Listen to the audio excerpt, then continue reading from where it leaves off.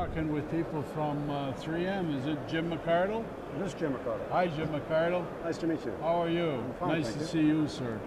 Well, you're talking about concrete polishing, That's and right. I understand that is just a rapidly changing, growing facet of this concrete business.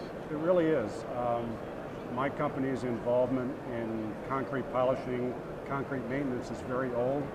We've realized within the last couple of years, that we as a company, as a technology provider, as a solutions provider, have a lot to offer to the industry.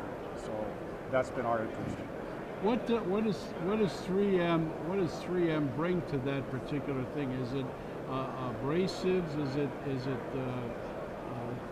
actually pieces of material that help polish? It's all those things, yeah. Okay. It's principally, I mean, we're in the business of selling things. Right. But really, 3M is a solutions provider.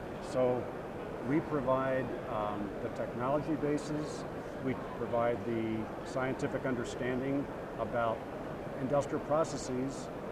To me, as a material scientist, there's no difference in polishing a concrete floor versus polishing a hydraulic rod in terms of the abrasive process. So Okay. I'm an abrasive guy, not an abrasive guy, I'm an abrasives guy. Yeah. And concrete is just another fascinating, for me, is a fascinating different type of a substrate. Are there lots of changes rapidly to this, or is this sort of something that has just gone on for years and is now coming to the forefront? It has been going on for years. It far predates 3M's involvement in terms of the polishing side, the diamond or the actual physical polishing.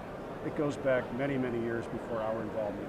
What is changing quickly, though, I think, is the realization that this is a material that has specific endpoint requirements. Customers buy a certain look, customers buy a certain level of performance by employing things like polished concrete.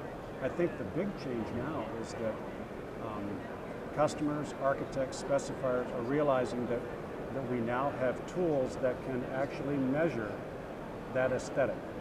So instead of the architect saying, I want this look, we're understanding now, well, what does that mean? How can we measure that look so that everybody, every contractor, every bidder... So there's a standard? There's a standard.